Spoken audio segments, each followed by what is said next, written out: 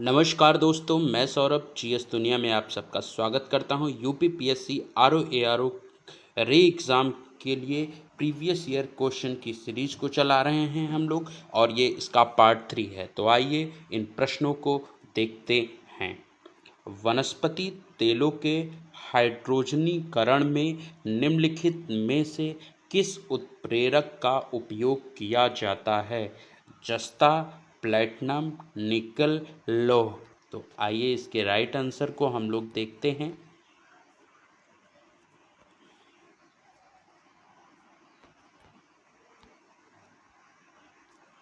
इसका जो right answer होगा यहाँ पर निकिल। निकिल क्या करता है? इसका राइट आंसर है निकिल। निकिल उच्च दाब पर उत्प्रेरक की उपस्थिति में हाइड्रोजन की जो वनस्पति तेलों से हैं उनसे संयोग करके वनस्पति घी में क्या करता है? परिवर्तित हो जाता है। और जो इस प्रकार की क्रिया होती है उसे तेलों का हाइड्रोजनीकरण कहते हैं। तेलों का हाइड्रोजनीकरण कहते हैं। आइए नेक्स्ट क्वेश्चन की तरफ चलते हैं। निम्नलिखित तत्वों में से कौन जब वायु तथा अंधेरे में रखा जाता है तो स्वतः दीप्त हो उठता है? लाल फास्फोरस, श्वेत फास्फोरस, सिंदूरी फास्फोरस, बैंगनी फास्फोरस। तो फास्फोरस जो है ये तत्व, ये एक अपक्रियाशील तत्व है और ये मुक्त अवस्था में नहीं पाया जाता है। फास्फोरस के 5 रूप पाए जाते हैं, 5 अपर रूप हैं। 5 जो इसके अपर रूप हैं वो है श्वेत फास्फोरस,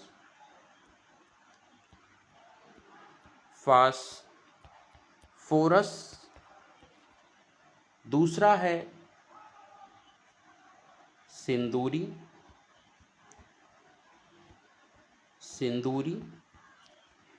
तीसरा है काला,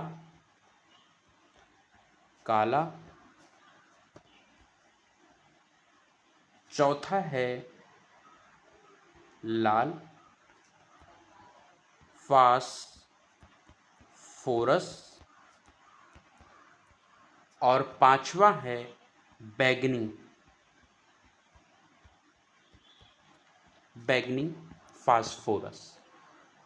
तो जो इसमें श्वेत फास्फोरस है, ये मोम जैसा मुलायम पदार्थ होता है, एकदम मुलायम पदार्थ होता है और इसमें लहसुन की गंध आती है और इसको प्रकाश में जब छोड़ दोगे तो उसको ये धीरे धीरे पीला हो जाता है और इसी का दूसरा नाम है पीला फास्फोरस। और वायु से बचाने के लिए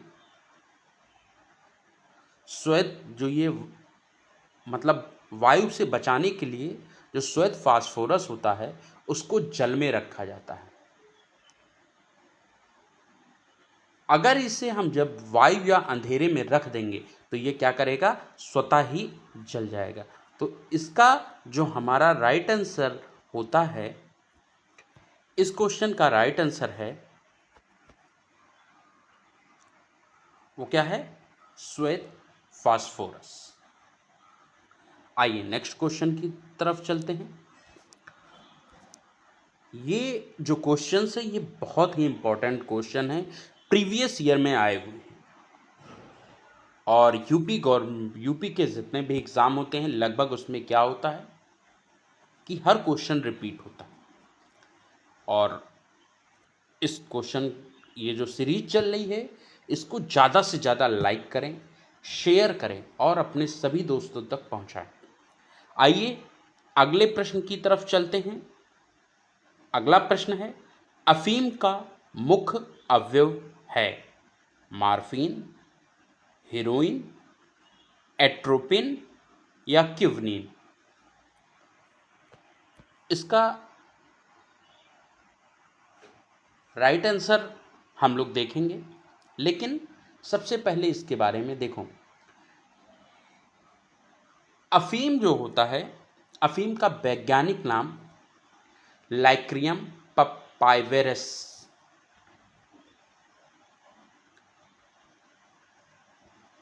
लाइक्रियम पपाइवेरस, प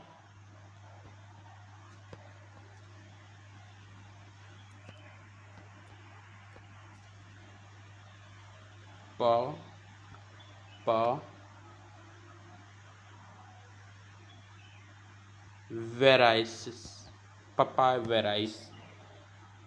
अफीम में क्या होता है, अफीम के पौधे से जो दूध निकलता है उसको सुखाकर जो बनाए गए पदार्थ होते हैं वो मादकता वाले पदार्थ होते हैं, और अफीम में लगभग 12% तक 12% तक का क्या पाई जाती है, मार्फिन पाई जाती है। तो इसका प्रमुख अवयव क्या होगा, मार्फिन। ये राइट आंसर है मार्फिन इसका। आइए नेक्स्ट क्वेश्चन की तरफ चलते हैं। नॉक-नी संलक्षण उत्पन्न होता है पारा के प्रदूषण द्वारा, शीशा के प्रदूषण द्वारा, संख्या के प्रदूषण द्वारा। डी ऑप्शन है फ्लोराइड के प्रदूषण द्वारा। तो जो इसका राइट आंसर है ये होगा फ्लोराइड के प्रदूषण द्वारा, फ्लोराइड के प्रदूषण द्वारा। इसमें क्या होता है कि इस रोग में व्यक्ति के खड़े होने पर जो घुटने हैं, दोनों घुटने हैं लगभग एकदम सटे हुए जैसे प्रतीत होते हैं। दोनों जो उसके नी हैं वो घुटने होते हैं, वो एकदम सटे हुए प्रदूषण इस रोग के लक्षण के कारण जो उत्पन्न होता है, नॉक नी, और इसमें फ्लोराइड के प्रदूषण के कारण ये होता है। आइए अगले प्रश्न की तरफ चलते हैं। निम्नलिखित तत्वों में से कौन सर्वाधिक यौगिक निर्माण करता है, हाइड्रोजन, कार्बन, नाइट्रोजन, ऑक्सीजन। जो इसमें कार्बन है वो सर्वाधिक यौगिक का निर्माण करता है, जबकि हाइड्रोजन तथा नाइट्रोजन और ऑक्सीजन जो है ये कम क्रियाशील है। तो सबसे अधिक यौगिक का निर्माण कार्बन करता है। आइए नेक्स्ट क्वेश्चन। निम्नलिखित में से कौन सा जीवाश्म ईंधन है, एल्कोहल, ईथर, वाटर गैस, प्राकृतिक गैस। तो जो जीवाश्म ईंधन है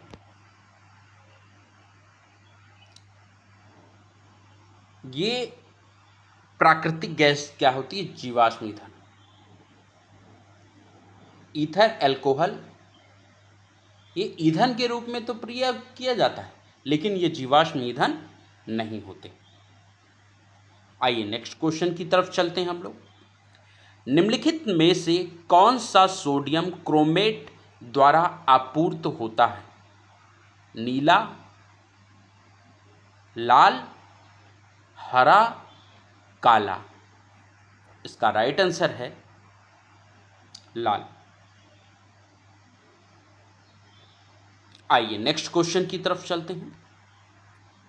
आरडीएक्स आविष्कृत हुआ अल्फ्रेड नोबेल द्वारा, साडी द्वारा, बर्जीलियस द्वारा, या डी ऑप्शन हैनिंग द्वारा। तो जो आरडीएक्स की खोज की थी उसको हैनिंग महोदय ने की थी, और ये बहुत तीव्र गति का विस्फोटक है जिसका सूत्र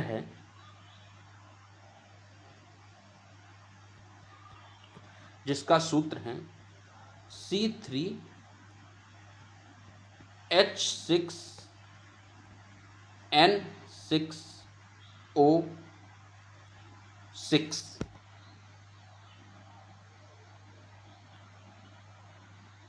ये है, और इसका जो अन्य नाम है, एक दूसरा नाम है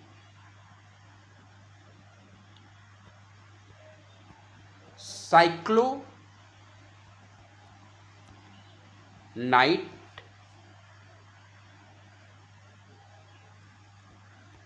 हेक्सोजन, साइक्लोनाइट हेक्सोजन, एवं इसको और क्या कहते हैं, T4 भी कहते हैं।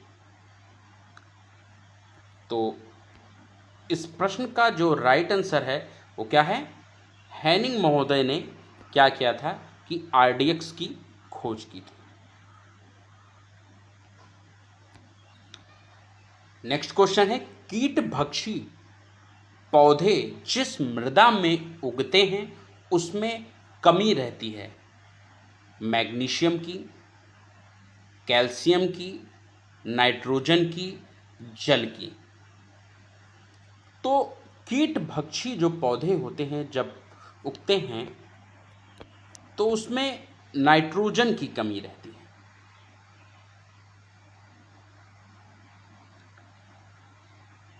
अच्छा, जो कीट भक्षी पौधे होते हैं वो ऐसी स्थानों पे पाए जाते हैं जहाँ नाइट्रोजन की कमी होती है, और वो नाइट्रोजन की कमी को पूरा करने के लिए कीड़ों को मार करके खाते हैं।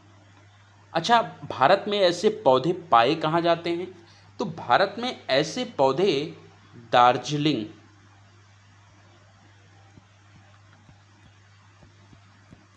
दार्जिलिंग,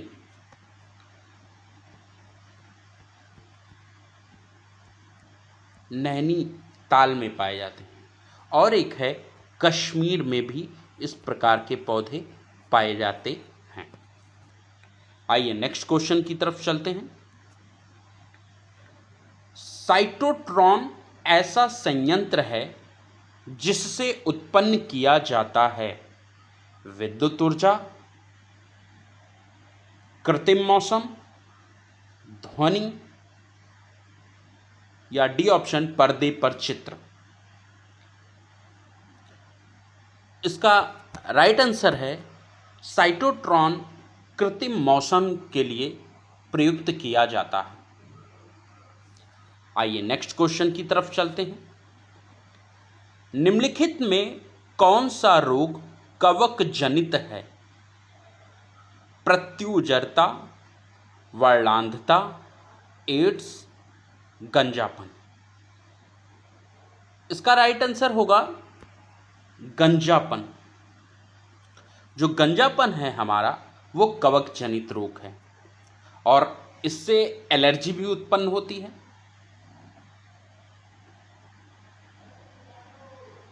तो जबकि एड्स क्या है, विषाणु जनित रोग होता है। ये किससे होता है, विषाणु से होता है, ये विषाणु से होता है। वर्णांधता क्या है, एक आनुवांशिक रोग है, आनुवांशिक रोग है, एक आनुवांशिक रोग है।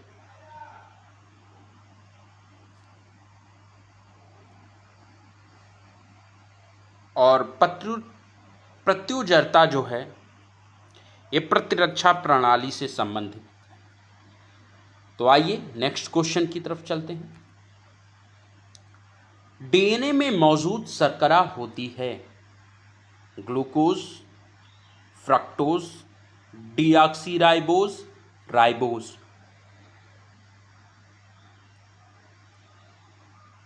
तो जो डीएनए में शर्करा होती है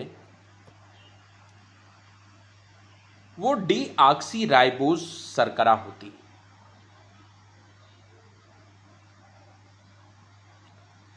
डीएनए में 4 न्यूक्लियोटाइड पाए जाते हैं, एडेनिन, थाइमीन, ग्वानिन और साइटोसिन। और इसमें जो ये शर्करा है ये डीऑक्सीराइबोज शर्करा पाई जाती है इन न्यूक्लाइडों में।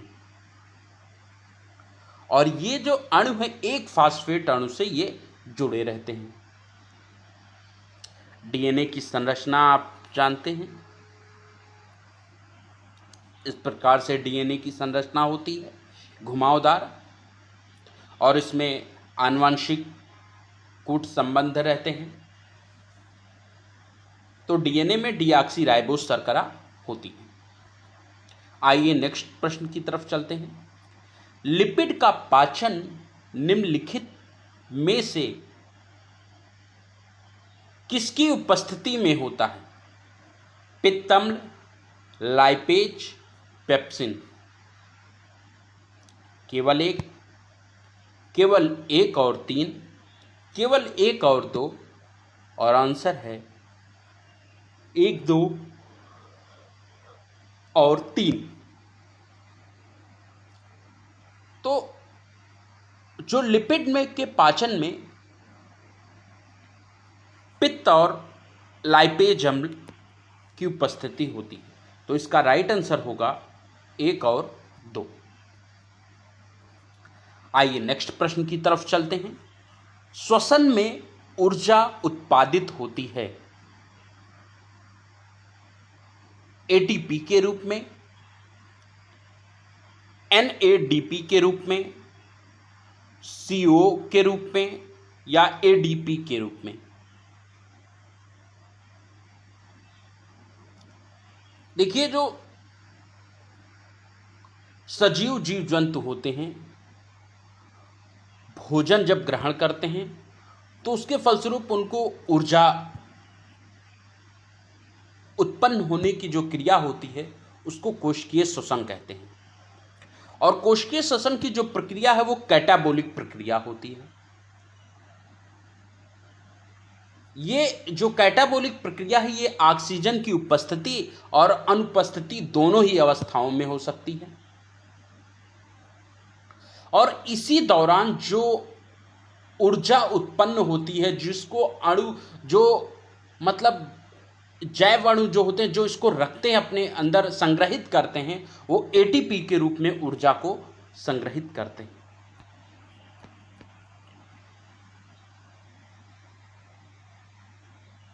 और अपनी जैविक क्रियाओं को करते हैं।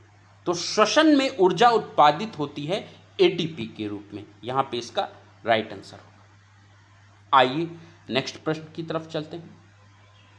विटामिन B12 में निम्नलिखित में से कौन सी धातु मौजूद है? कोबाल्ट, लौह, जस्ता, मैग्नीशियम। तो जो विटामिन B12 का जो सबसे इंपॉर्टेंट घटक है वो क्या है? वही तो जानना है मुझे।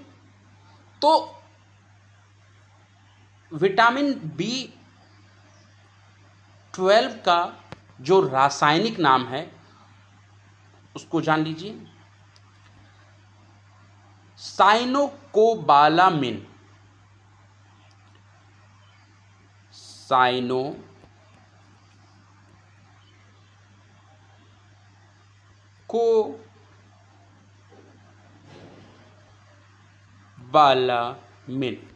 साइनोकोबालामिन।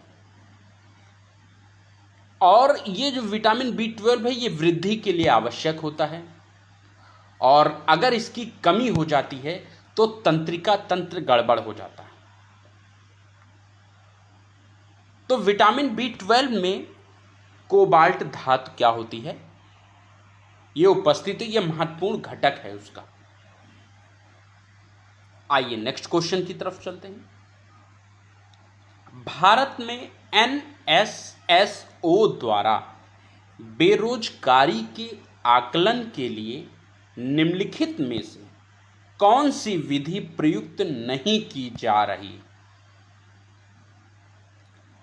चालू मासिक प्रायस्थिति, चालू दैनिक प्रायस्थिति, चालू साप्ताहिक प्रायस्थिति, प्रायिक प्रधान प्रायस्थिति।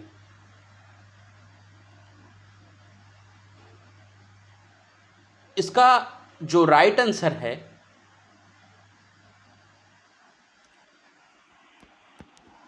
चालू साप्ताहिक प्रायस्थिति है। आइए नेक्स्ट क्वेश्चन की तरफ चलते हैं। प्रमुख व्यूह रचना के रूप में निम्नलिखित पंचवर्षीय योजनाओं में से किसमें महिला अंश योजना प्रारंभ की गई थी? 10वीं पंचवर्षीय योजना, 11वीं पंचवर्षीय योजना, 9वीं पंचवर्षीय योजना, 12वीं पंचवर्षीय योजना। तो जो महिला अंश योजना आरंभ की गई थी वो 9वीं पंचवर्षीय योजना के अंतर्गत आरंभ की गई थी।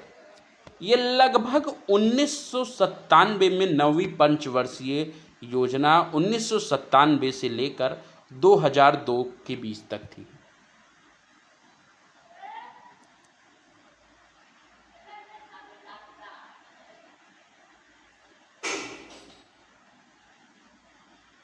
और 2017 में 12वीं पंचवर्षीय योजना का अंत हो गया था।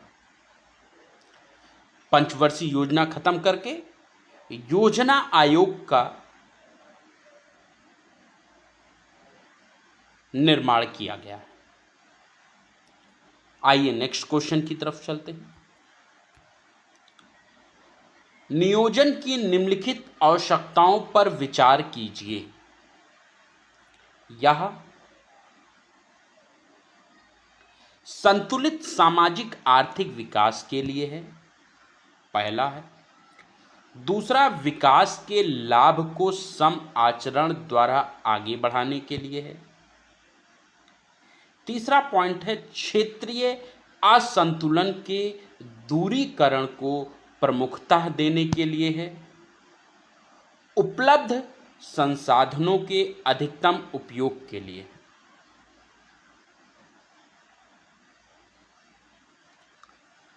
तो जो इसका राइट आंसर होगा, योजना का नियोजन का जो निर्माण है वो इन सभी के लिए आवश्यक है। संतुलित सामाजिक आर्थिक विकास के लिए, विकास के लाभ को सम आचरण द्वारा आगे बढ़ाने के लिए,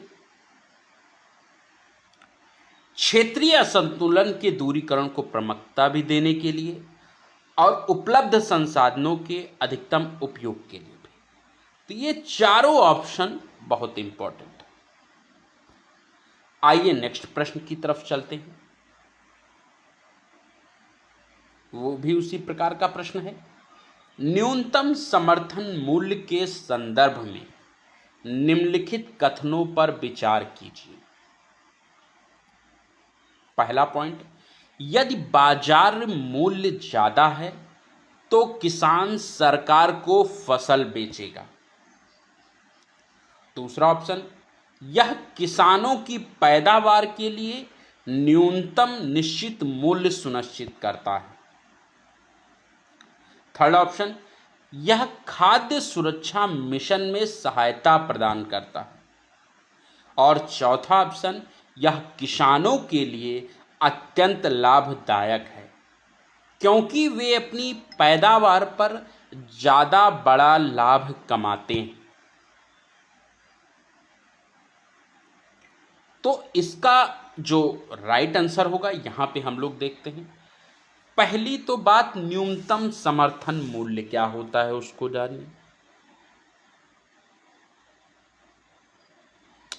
न्यूनतम समर्थन मूल्य जो है, जैसे मान लीजिए सरकार ने जो किसानों के द्वारा बेची गई अनाज है उसको पूर्ण रूप से खरीद लिया और जब बाजार में अनाजों का मूल्य जो है, जो अनाज है उसका मूल्य गिर जाए, जैसे जो किसान है वो अनाज को बेचने के लिए तैयार है, अब क्या करे, मान लो बाजार में जो अनाज है उसका मूल्य गिर गया मार्केट में। जैसे मान लो जो समर्थन मूल्य तय किया गया था वो 100 रुपया था, लेकिन आते आते इसका मूल्य क्या हो गया, 80 हो गया। तो सरकार क्या करेगी, इस 100 रुपये पर ही वो किसानों के, जैसे वो किसानों का सारा अनाज इसी पर लेगी। ये 80 रुपए पर जो गिरा हुआ मूल्य है और उस पर नहीं लेगी, ताकि अगर 80 रुपए पर लेगी तो किसान का घाटा हो जाएगा। भाई उसने बात की थी कि भैया हमको 100 रुपए में मिलेगा, लेकिन उसका मूल्य घट गया बाजार में, तो कैसे हो पाएगा। इसीलिए सरकार क्या करती है कि न्यूनतम समर्थन मूल्य एक रखती है और उसी पर वो पूरे प्रोडक्ट को खरीद लेगी, उनको हानि भी नहीं होगी। तो जो इसका राइट आंसर है यहां पर, किसानों की पैदावार के लिए निश्चित सुनिश्चित क्या, किसानों की पैदावार के लिए न्यूनतम निश्चित मूल्य सुरक्षित करेगा और यह खाद्य सुरक्षा मिशन में सहायता प्रदान करेगा। तो इसका राइट ऑप्शन होगा डी, 2 और 3। आइए नेक्स्ट क्वेश्चन की तरफ चलते हैं। भारत में धीमी कृषि विकास गति के लिए निम्नलिखित में से कौन सा प्रभावी कारण है। ग्रामीण निर्धनता, शहरी निर्धनता या कुशल श्रमिक, शहरों से गांवों की ओर पलायन। इसका राइट आंसर होगा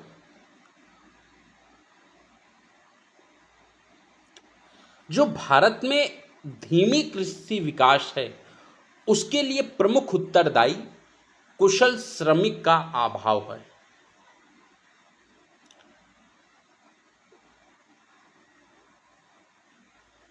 कुशल श्रमिक का मतलब कि जैसे बहुत ही अच्छी तकनीक की कोई आई और उसको प्रयोग में लाने के लिए श्रमिक उसके जानकार ही नहीं है, तो उस तकनीक का इस्तेमाल कैसे कर पाएंगे। जो कृषि में आधुनिक तकनीक का विकास हो रहा है, अगर उस आधुनिक तकनीक का विकास नहीं हो पाएगा तो क्या होगा।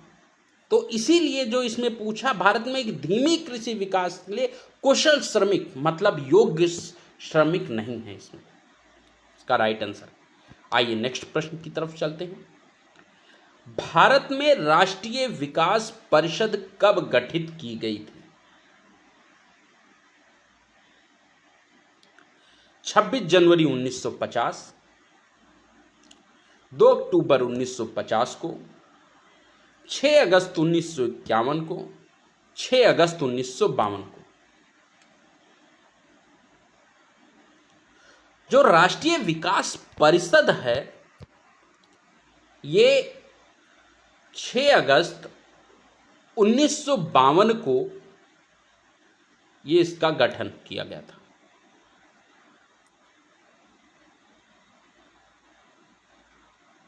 और यह जो राष्ट्रीय विकास परिषद है ये गैर संवैधानिक निकाय है। ये क्या है?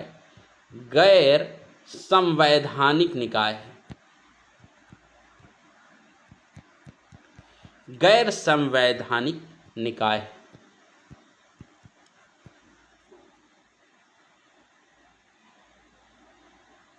और इसका गठन प्रथम पंचवर्षीय योजना में जब हो गया तो भारत की जो कार्यकारिणी थी उसकी सिफारिश के बाद किया गया था।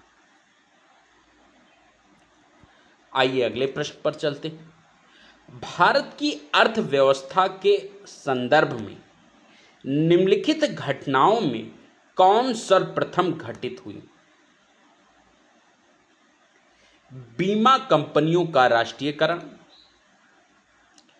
भारतीय स्टेट बैंक का राष्ट्रीयकरण, बैंकिंग नियंत्रण अधिनियम का नियमन, या लास्ट ऑप्शन प्रथम पंचवर्षीय योजना का प्रारंभ।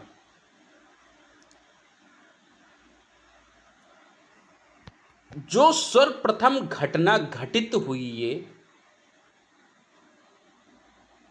बैंकिंग नियंत्रण और अधिनियम, ये सबसे पहले 1949 में ये घटना घटित हुई। घटनाओं का जो क्रम है, सबसे पहले बैंकिंग नियंत्रण अधिनियम का नियमन ये जो है 1949 में घटित हुआ। इसके बाद की ये सारी प्रक्रियाएं हैं। आइए नेक्स्ट क्वेश्चन चलते हैं। भारत में औद्योगिक उत्पादन सूचकांक में निम्नलिखित में से कौन सी गतिविधि सम्मिलित नहीं है? विनिर्माण, खनन, विद्युत निर्माण।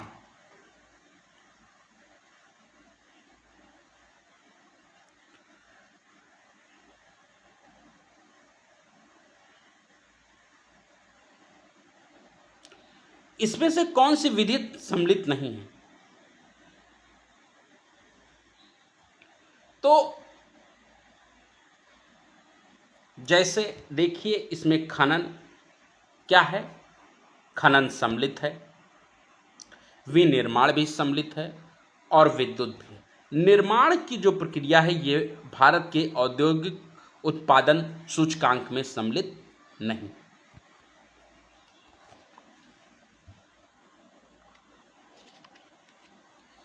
आइए अगले प्रश्न की तरफ हम लोग रुख करते हैं। हमारा जो अगला प्रश्न है, निम्नलिखित में से कौन कृषि वित्त का प्रमुख सिद्धांत है? उद्देश्य, व्यक्ति,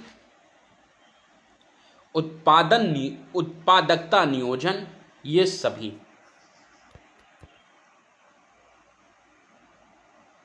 तो इसका जो आंसर है ये ऑल ऑफ दीज होंगे। क्यों? कृषि वित्त जो है ग्रामीण विकास एवं ये जो कृषि से संबंधित जुड़े हैं,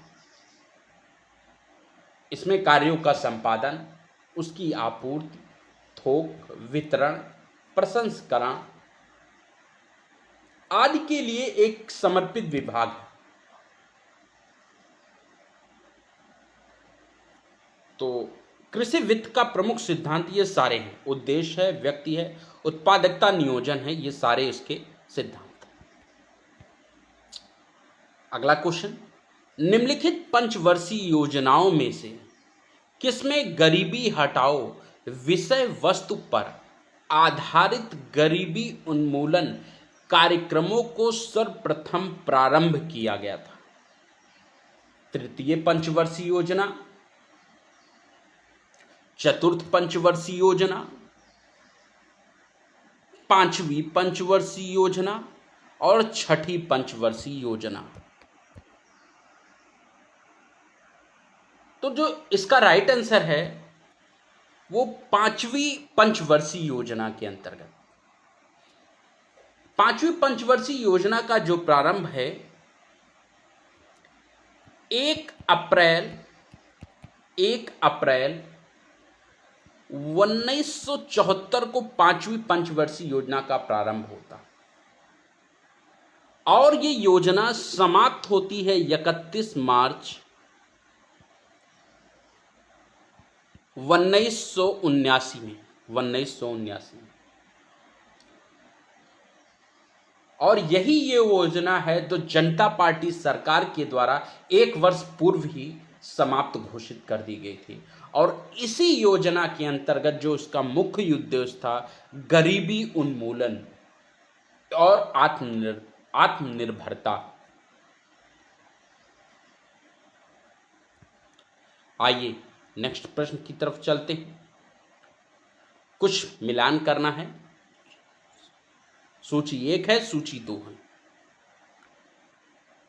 सर्वाधिक शहरी राज्य दिल्ली दे रखा है। अधिकतम शहरी आबादी वाला राज्य अरुणाचल प्रदेश दे रखा है। अधिकतम जनसंख्या वाला राज्य, जनसंख्या घनत्व वाला राज्य महाराष्ट्र दे रखा है। न्यूनतम जनसंख्या घनत्व वाला राज्य तमिलनाडु दे सकता। तो आइए इसका हम लोग मिलान कर लेते हैं, देखते हैं इसका ऑप्शन कौन। देखिए, सर्वाधिक शहरी राज्य जो है वो है तमिलनाडु। सर्वाधिक शहरी राज्य क्या है? वो है तमिलनाडु। अधिकतम शहरी आबादी वाला राज्य जो है वो है महाराष्ट्र। ये क्या है? महाराष्ट्र। और अधिकतम जनसंख्या घनत्व वाला राज्य कौन सा है? दिल्ली। क्या है? दिल्ली। और न्यूनतम जनसंख्या घनत्व वाला राज्य क्या है? अरुणाचल प्रदेश। अरुणाचल प्रदेश। तो जो इसका राइट आंसर होगा 4 3 1 2। तो 4 3 1 2 आप यहां देख सकते हैं कि डी ऑप्शन जो है ये सही। आइए नेक्स्ट प्रश्न की तरफ चलते हैं। जनगणना 2011 के अनुसार निम्नलिखित में से किस राज्य में शिशु मृत्यु दर न्यूनतम थी? तमिलनाडु, कर्नाटक, केरल, पंजाब। तो शिशु मृत्यु दर सबसे न्यूनतम जो थी वो केरल राज्य में थी। केरल राज्य में जो न्यूनतम मृत्यु दर है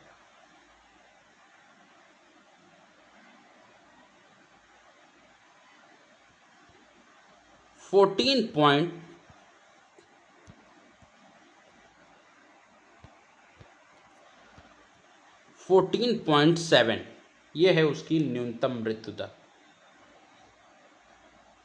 और जो शिशु मृत्यु दर है वो केवल कितनी है? 13। वहां की न्यूनतम जन्म दर, ये जन्म दर है, कितनी है? जन्म दर है 14.7 और मृत्यु दर है 13। आइए नेक्स्ट प्रश्न की तरफ चलते हैं। जनगणना 2011 के अनुसार भारत के किस राज्य का जनसंख्या घनत्व सर्वाधिक है? उत्तर प्रदेश, पश्चिम बंगाल, गुजरात, बिहार। तो इसमें सर्वाधिक जनघनत्व जो है ये बिहार का है। बिहार का जनघनत्व है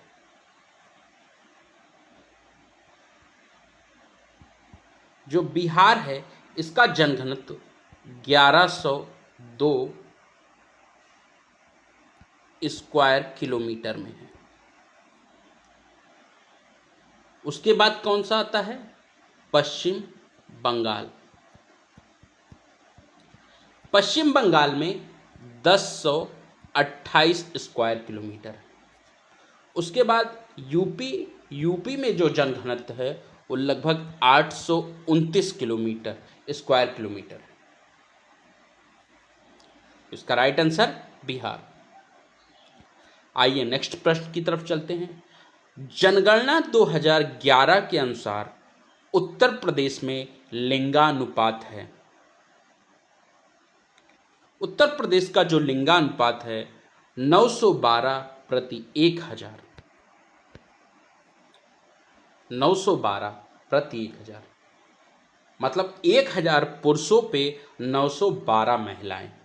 912 महिलाएं हैं। आइए अगले प्रश्न की तरफ चलते हैं। अधोलिखित राज्यों में से किस में 2001 से 2011 के बीच सर्वाधिक साक्षरता वृद्धि दर दर्ज की गई? अधोलिखित राज्यों में से किस में 2001 से 2011 के बीच सर्वाधिक साक्षरता वृद्धि दर दर्ज की गई? बिहार में, गुजरात में, राजस्थान में, उत्तर प्रदेश में।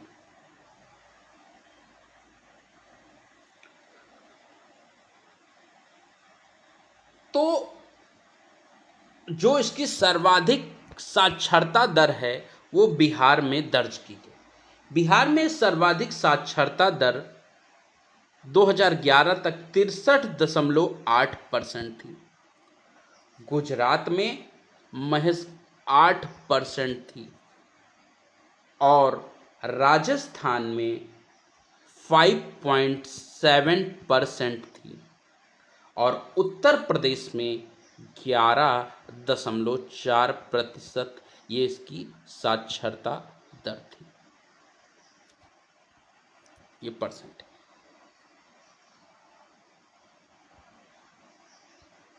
है ना। आइए नेक्स्ट प्रश्न की तरफ चलते हैं। जनगणना 2011 के अनुसार भारत की सकल प्रजनन दर TFR कितनी थी? 3.2, 2.9, 2.6, 2.4। जो 2011 की सकल प्रजनन दर है वो लगभग 2.24% है। आइए नेक्स्ट प्रश्न की तरफ चलते हैं। 2011 की जनगणना के अनुसार भारत की कुल जनसंख्या में 20 वर्ष और उससे अधिक आयु के लोगों का प्रतिशत है 62.29%, 60.81%, 61.05%, 62.17%। तो इसका राइट आंसर है 62.29%। आइए नेक्स्ट प्रश्न की तरफ चलते हैं। भारत के किस तिथि को राष्ट्रीय विज्ञान दिवस मनाया जाता है? 5 जून को, 22 दिसंबर को, सी ऑप्शन 28 फरवरी को और डी ऑप्शन है 30 जनवरी को। तो राष्ट्रीय विज्ञान दिवस को राष्ट्रीय विज्ञान दिवस 28 फरवरी को मनाया जाता है और ये 1930 में जो भारतीय वैज्ञानिक सी वी रमन थे उन्होंने एक रमन प्रभाव की खोज की थी। रमन प्रभाव की खोज की थी और इसके लिए इन्हें भौतिक विज्ञान में नोबेल पुरस्कार भी प्रदान किया गया था। और इसी जो आविष्कार तिथि है, इसी तिथि के दिन को ही राष्ट्रीय विज्ञान दिवस के रूप में मनाया जाता है, क्योंकि इसी तिथि के दिन उन्होंने रमन प्रभाव को खोज की थी। आइए नेक्स्ट क्वेश्चन। अंतरराष्ट्रीय क्रिकेट परिषद ने क्रिकेट विश्व कप 2023 के लिए वैश्विक राजदूत के रूप में किसे नियुक्त किया? Amitabh Bachchan, B option Sachin Tendulkar, C option Sunil Gavaskar और डी ऑप्शन रिकी पोंटिंग। तो जो इसका राइट आंसर है सचिन तेंदुलकर को ICC Indian international cricket council ने सचिन तेंदुलकर को 2023 विश्व कप के लिए इनको राजदूत नियुक्त किया था। और विश्व कप कब तक से कब तक चला था? 5 अक्टूबर से लेकर 19 नवंबर तक चला था। इसकी जो विजेता टीम है वो ऑस्ट्रेलिया है।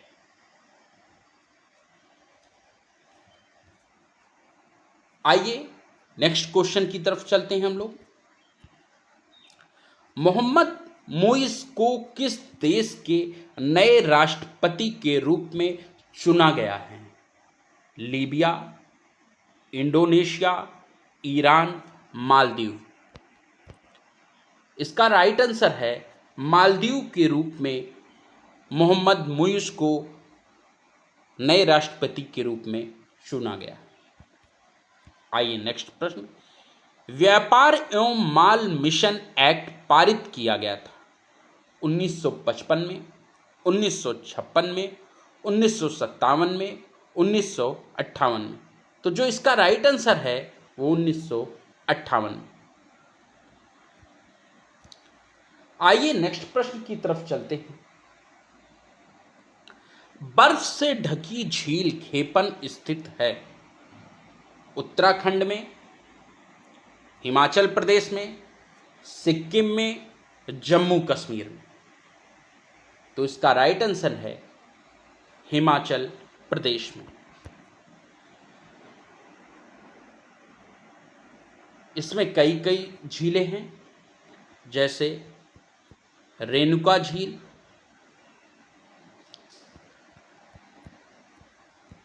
नारको, डल, चंद्रताल और भी बहुत सारी झीलें। आइए नेक्स्ट प्रश्न की तरफ चलते हैं। ग्लोबल इंडियन अवार्ड्स पाने वाली पहली भारतीय महिला कौन बनी? सुधा मूर्ति, सुलेखा नाइक, माला अडिगा, अक्षरा कपूर?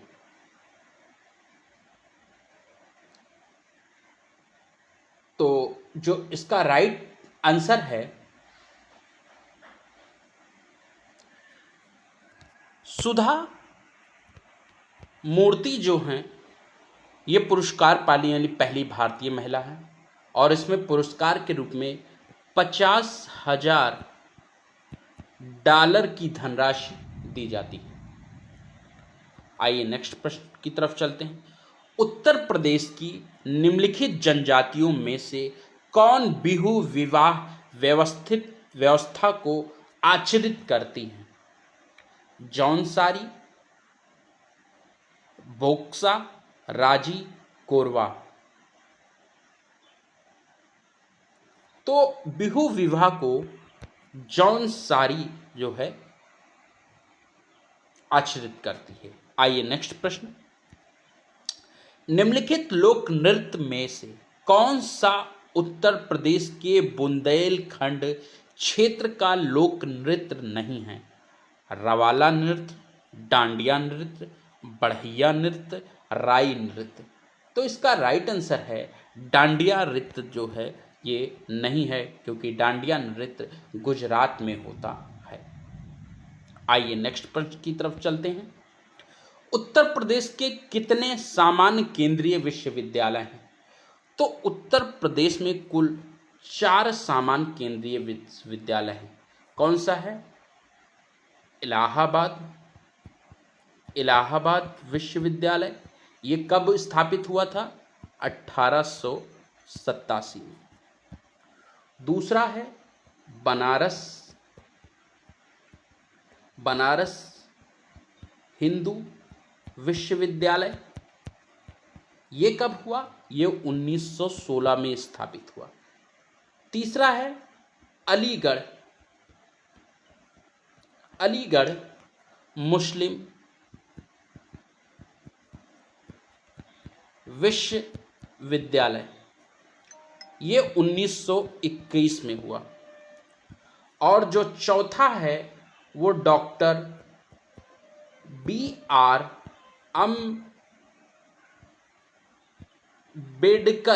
अंबेडकर विश्वविद्यालय। ये 1989 में स्थापित हुआ। आइए नेक्स्ट क्वेश्चन की तरफ चलते हैं। लठमार होली मनाई जाती है वृंदावन में, बरसाना में, मथुरा में, गोकुल में? तो जो लठमार होली है ये बरसाना में मनाई जाती है। आइए नेक्स्ट क्वेश्चन की तरफ चलते हैं। उत्तर प्रदेश के किस जिले में यूरेनियम पाया जाता है? झांसी, मिर्जापुर, ललितपुर, हमीरपुर? तो इसका राइट आंसर है ललितपुर में पाया जाता है। आइए नेक्स्ट क्वेश्चन की तरफ चलते हैं। निम्नलिखित में से किस वर्ष 2023 के साहित्य नोबेल पुरस्कार हेतु चुना गया? किसे? Mukesh Garg, Jon Fosse, Scott Morrison, Channi Anand? तो इसका राइट आंसर है जॉन फॉस को नोबेल इसके लिए जो है जॉन फॉस को साहित्य का नोबेल पुरस्कार 2023 दिया गया। आइए नेक्स्ट क्वेश्चन। गुरु गोविंद सिंह स्पोर्ट कॉलेज कहाँ अवस्थित है? तो गुरु गोविंद सिंह स्पोर्ट कॉलेज सैफई में, वाराणसी में, लखनऊ में, मेरठ में। तो इसका राइट आंसर है लखनऊ में। आइए नेक्स्ट क्वेश्चन। उत्तर प्रदेश में परंपरागत भूमि मापन इकाई है? कनाल, मारला, बीघा, धुर। तो जो इसकी परंपरागत भूमि इकाई है वो क्या है? बीघा है। और 20 बिस्वा बराबर क्या होता है? 1 बीघा होता है। 1 बीघा होता है। आइए नेक्स्ट प्रश्न की तरफ चलते हैं। निम्नलिखित में से कौन सा उत्तर प्रदेश का राजकीय पुष्प है? टेसु, गुलाब, नीलकमल, चंपा। तो जो इसका राइट आंसर है वो टेसु को जिसको हम लोग पलाश कहते हैं, और ये 4 जनवरी 2011 को ये मनाया जाता है, तब से इसको रखा गया है। पंचायती राज समित किया गया है संघ सूची में, राज्य सूची में, समवर्ती सूची में, अवशिष्ट सूची में। इसका राइट आंसर है पंचायती राज जो है ये राज्य सूची के अंतर्गत है। राज्य सूची के अंतर्गत। आइए आज का अंतिम प्रश्न। भारत के संविधान में समवर्ती सूची की अवधारणा गृहीत की गई है? ग्रेट ब्रिटेन के संविधान से, यूएसए के संविधान से, कनाडा के संविधान से, ऑस्ट्रेलिया के संविधान से। तो जो समवर्ती की सूची की अवधारणा है ये ऑस्ट्रेलिया के संविधान से ली गई है।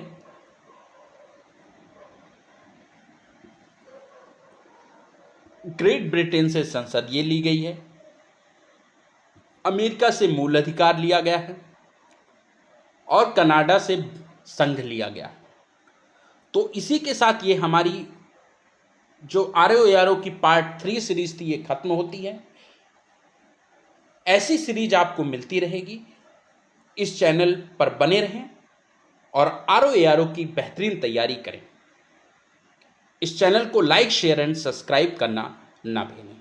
जरूर से जरूर अपने दोस्तों को शेयर कराएं। जल्दी ही इस अवसर का लाभ लें। Thank you.